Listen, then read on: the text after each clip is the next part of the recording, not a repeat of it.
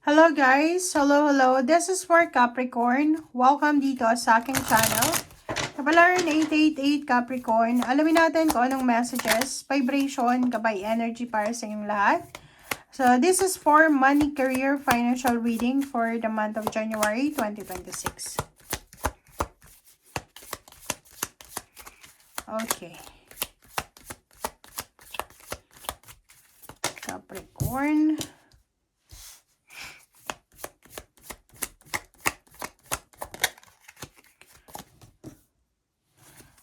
Okay. Capricorn, please comment down below if you resonated. Okay, yung first card mo dito, this is Ten of Swords.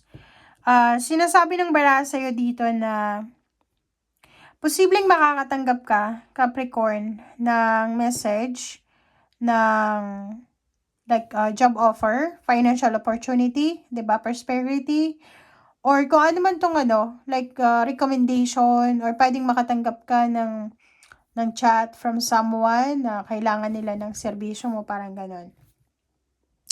And sinasabi ng bara sa'yo dito na siguro may mga Capricorn dito na kahit anong klase ng financial opportunity yung isi-send sa'yo ng universe ngayong January, siguro hindi ka pa masyadong ready. Paki-comment nga sa comment section. Okay, please comment down or please comment sa comment section kung ready ka na ba. Kasi etong dalawang ito, sinasabi ng barahan na makakatanggap ka is either chat, call, email, or tawag na magdadala sa'yo ng financial opportunity and prosperity, na magdadala sa'yo ng swerte. Ang problema lang is, parang nakikita ko sa'yo dito na hindi ka sigurado, or parang confused ka, or maybe hindi ka masaya sa offer na to. Please comment down below. Hindi ko alam ang logic kung bakit hindi ka masaya. Kasi, ang nakikita ko dito, pwedeng unemployed ka, or maybe you're looking for a job, or may trabaho ka, pero hindi naman maganda yung trabaho mo, hindi naman maganda yung pasok ng pera. Pero itong good news na to, na darating sa'yo, pwede mo pagkakitaan to eh. Pwedeng financial opportunity siya na magdadala sa'yo ng manifestation sa finances. But, nakikita ko sa'yo dito, parang wala kang tiwala sa mag-o-offer sa'yo, or wala kang nagdududa ka, parang ganun, because of trauma. So, please comment down below.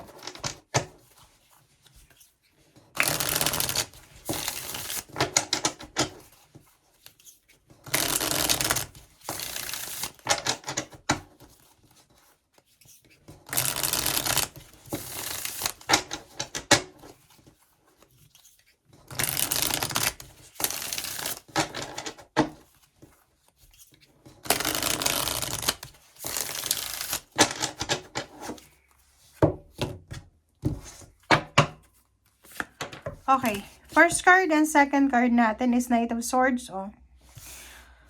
Parang nakikita ko sir dito na talagang connected siya sa Ten of Swords. So parang, 'di ba, may nag-o-offer sa'yo, pero hindi ka interesado. May nag-o-offer sa'yo ng trabaho, may nag-o-offer sa'yo pwedeng pagkakitaan, pero hindi ka nagtitiwala. Okay. So, nakikita ko sa'yo dito, you're waiting eh. 'Di ba? Pwedeng naghihintay ka ng opportunities para makapagtrabaho, makapagnegosyo, or mai-promote. Pero, hindi ko maintindihan kung bakit ayaw mong tanggapin.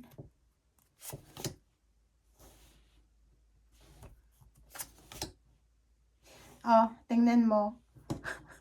Nakakaloka yung message sa inyo, Capricorn. Hindi ko alam kung bakit ganun. Ulitin nga natin. Kasi ito, yung Three of Cups, sinasabi na, normally yung emotion natin, di ba? Parang, pag halimbawa, unemployed ka or may trabaho ka pero hindi naman maganda yung trabaho mo, o hindi naman mataas yung sweldo mo, pag nakatanggap ka ng recommendation, masaya ka, di ba? But in your case, nakikita ko sa'yo dito, instead na mag-celebrate ka, wala eh. Parang, i-renew, tawag dito, i-withdraw mo na lang yung sarili mo, i-let go mo na lang.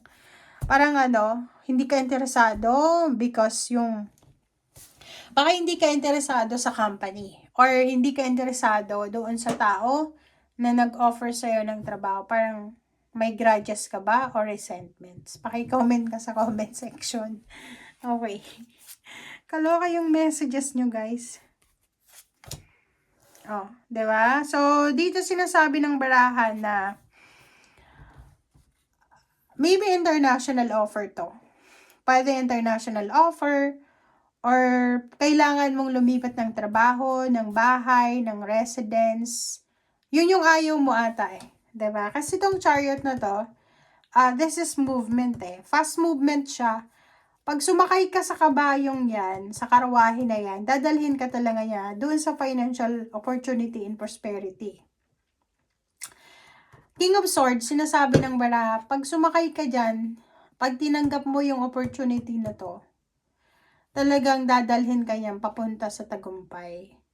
Hindi ko alam if you are contented lang sa comfort zone mo, pero pwedeng yun yung rason kung bakit ayaw mo. Ayaw mong pumunta ng ibang bansa, ayaw mong lumipat ng bansa, ayaw mong lumipat ng state, ayaw mong lumipat ng bahay. Maybe hindi ko alam kung bakit ganun. 'Di ba?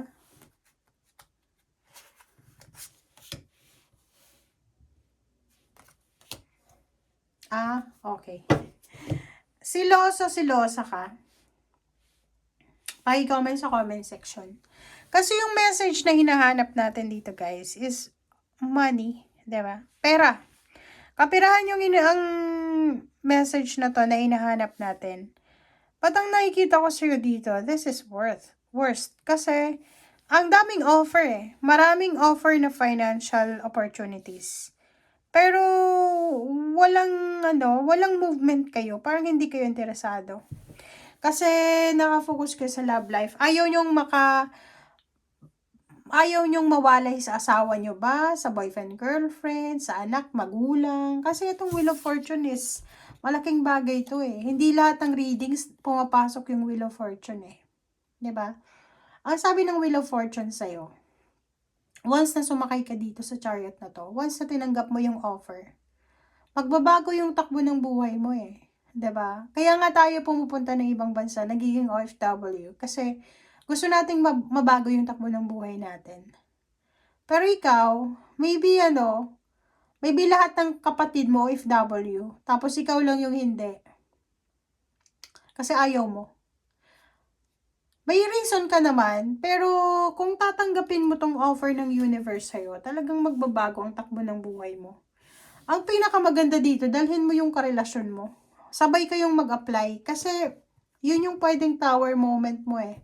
Natatakot ka na baka pag umalis or it's either yung karelasyon mo gustong umalis ng bansa or umalis ng probinsya nyo, umalis ng city.